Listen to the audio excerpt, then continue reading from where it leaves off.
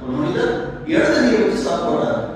ரசூலுல்லாஹ் பார்த்தாங்க, பார்த்துட்டு சொன்னாங்க, குல் பி யமீனிக், உன் வலக்கரத்தால் சாப்பிடு, வலது கையில சாப்பிடுவா அப்படின்னா.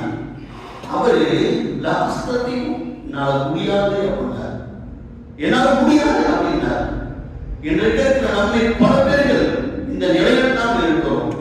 ஒருவர் நனவுக்காக ஒரு உபதேசம் செய்கிறார், ஒரு நற்காரியத்தை எடுத்து சொல்கிறார். இவன் சொன்னா நம்ம கேட்கணுமா? இவன் யார் நமக்கு சொல்றது? அப்படி எண்ணம் வருதான் இல்லையா? அதுதான் பெருமை. அந்த பெருமையான எண்ணத்தில் தான் அவர் சொன்னார், பொது சபையில் எல்லாரும் சாப்பிட்டு இருக்கிறாங்க, இவர் யாரு எனக்கு ஆர்டர் போறது? நீ சாப்பிட்டா நான் சாப்பிடணுமா? வலது சாப்பிடணும்னா நான் சாப்பிடணுமா?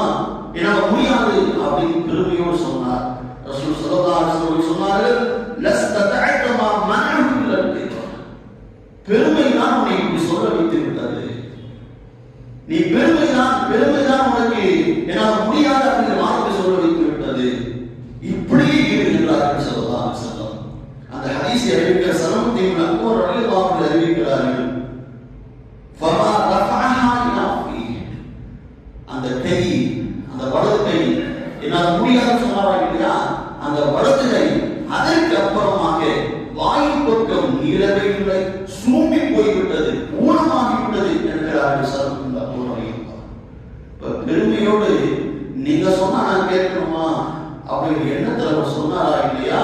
அல்லாஹ் அவருடைய கையை செயல செய்து விட்டார். இதெல்லாம் நமக்கு ஒரு பாடம். மாணவ காலத்திலே நம்மை விட வயதில் குறைவானவர்கள், நம்மை விட வயதில் சிறியவர்கள் நமக்கு ஒரு அழகிய விஷயத்தை கற்றுத் தருகிறார்கள் என்றால் அதை நாம் படிமாக எடுத்துக்கொள்ள வேண்டும். இவையார் நமக்கு சொல்றது, இவையார் நமக்கு பக்கத்தில் நிற்கிறது, இவையார் நம்ம சபையில் உட்கார்றது அப்படிங்கிற எண்ணம்